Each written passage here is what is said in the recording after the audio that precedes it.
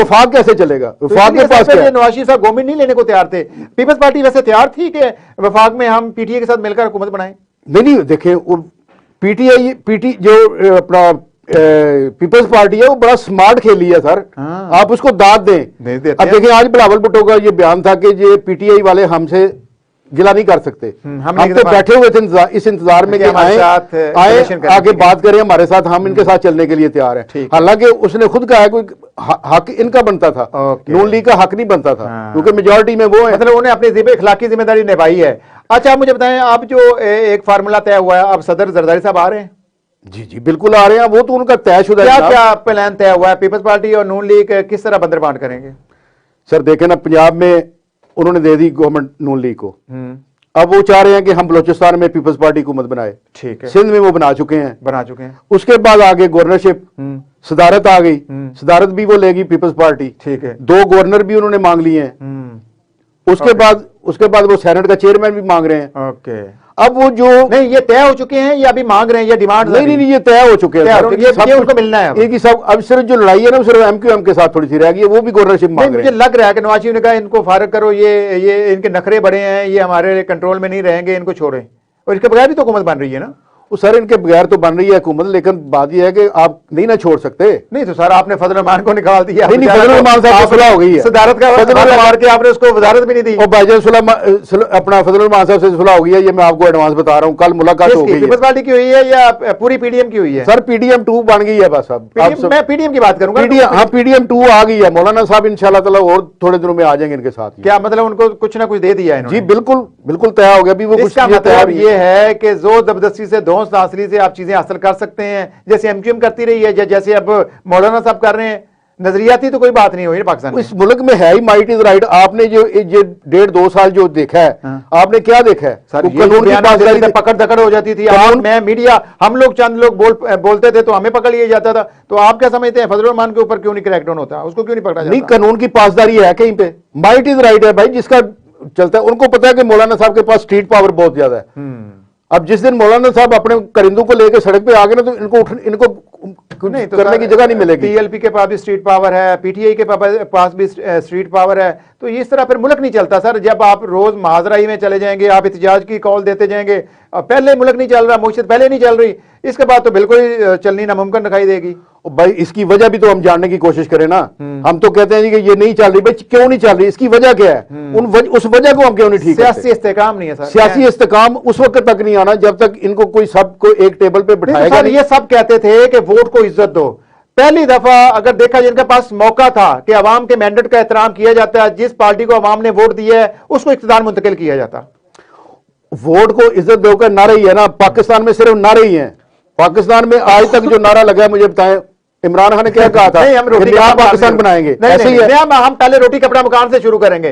Peoples party का नारा था कि हम रोटी कपड़ा मकान देंगे, लेकिन बेचारे लोगों से तो रोटी कपड़ा तो दूर की बात है, मकान दूर की बात है, उन्होंने रोटी भी 2 वक्त की छीन ली है। तो ये तो हुआ है ना सर। सिंध के अंदर जो इस वक्त सूरत हाल है, गुर्बत नाच रही है, बेरोजगारी है, करप्शन है। सिंध के अंदर भी पीपल्स पार्टी ने कोई 15 साल से डिलीवर कुछ नहीं किया। मैं आपको तो यही तो अर्ज कर रहा हूं कि ये पाकिस्तान जो है वो गरीब आदमी का पाकिस्तान नहीं है, ये अशराफिया का मुल्क है। इसमें अशराफिया का ही राज रहना है और अशराफिया नहीं यहाँ पे इस मुल्क पे हुकूमत करनी है। क्यों सारे ऐसा कैसे? श्रीलंका के हालात आपने देखे, वहां एक दफा अवाम निकली है और निकल के दिवालिया जरूर हुआ है, लेकिन फिर वो निजाम तो चल पड़ा है। बांग्लादेश हमसे बाद में आजाद होता है, आज वो तरक्की हमसे ज्यादा तरक्की कर चुका है। अफगानिस्तान अभी कल आजाद होता है, उसकी करेंसी का हमारा जमीन आसमान का फर्क हो चुका है। 4 रुपए की उनका हो गया हुआ है इस टाइम।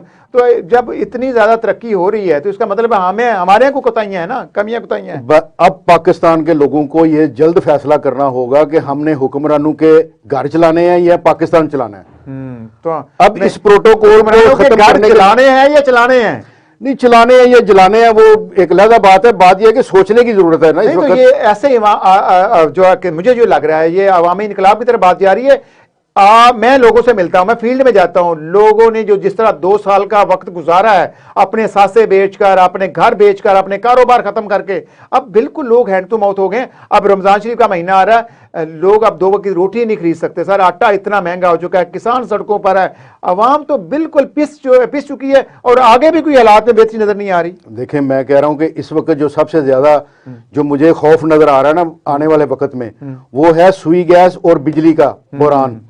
अब सुई गैस के बिल इतने ज्यादा आएंगे गर्मियों में, 15-15 मैं कहता हूँ गर्मियों में भी आएंगे। अच्छा। और जो सर्दियों में अब जो गर्मियों में बिजली के बिल आएंगे 71 रुपए का, सारी 71-72 रुपए का यूनिट है डोमेस्टिक घर का। अब मुझे बताएं कि गरीब आदमी एक 100 यूनिट अगर जलाता है तो वो 100 यूनिट का कितना, तकरीबन अगर 7,000 उसका बिल आता है 71 रुपए के हिसाब से, तो उसके ऊपर अगर आप ओवरहेड डालें, जो उसके ऊपर जो आते हैं वो टैक्स वगैरह डलते हैं, वो तो 12-13 हजार रुपए 100 यूनिट का चला जाएगा उसका। वो घर चलाएगा कि अपना बिजली का बिल देगा। ओवरऑल हमने बात तो कर ली। अब मुझे बताएं, हमारे यहाँ ये जो पंजाब हुकूमत है या वफाकी हुकूमत है, ये ब्यूरोक्रेसी इदारे जहाँ पे करप्शन हो रही है, सिर्फ इदारों को ठीक कर लें तो कुछ बेहतरी दिखाई देती है आपको? सर देखें, पाकिस्तान में ये अच्छा तासर नहीं जा रहा, दुनिया भर में, बिल्कुल दुनिया भर में, मैं कहता हूँ दुनिया भर में ये अच्छा तासर नहीं जा रहा। इदारे अवाम की फलाह बहबूद के लिए कायम है, ऐसे ही है।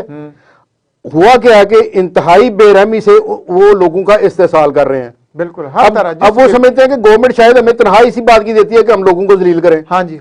अब जितना जलील करेगा उतना ही बड़ा उसका दफ्तर में नाम होगा। हाँ, उसका नाम होगा। हाँ, और उसको कहेंगे जी ये बड़ा दबंग अफसर है, वही बंदा जो वो करप्शन का बादशाह होगा। हाँ, वही आगे तरक्कियां भी लेगा। नहीं, वो ऊपर तक माल पहुंच जाता है सर, पहुंचाता है ना, मैं यही तो कह रहा हूँ। अभी बिजली के बिलों के ऊपर ओवर बिलिंग हुई है सब जगह। अब उन्होंने कहा जी इन्होंने ओवर बिलिंग की है, नेपरा इंक्वायरी कर रहा है, लेस्को की है। अभी मैंने प्रोग्राम किया, मैंने यही बात की है कि अब आवाम को हर जगह पिसा जा रहा है, और अब महंगाई की सूरत में हो जाए, ओवर बिजली के ओवर बिलों की सूरत में हो जाए, और फिर इसमें आपने देखें कि हुक्मरान अपने अखराजात काम नहीं कर रहे, और फिर जो ब्यूरोक्रेसी है वो तो आप देख रहे हैं, वो तो अपने लल्ले तल्ले खत्म नहीं करते। करप्शन उसी तरह हो रही है। जब मुल्क में करप्शन का राज होगा, चोर बाजारी होगी, तो फिर सर मोशत तो संभलती हुई दिखाई नहीं दे रही ना।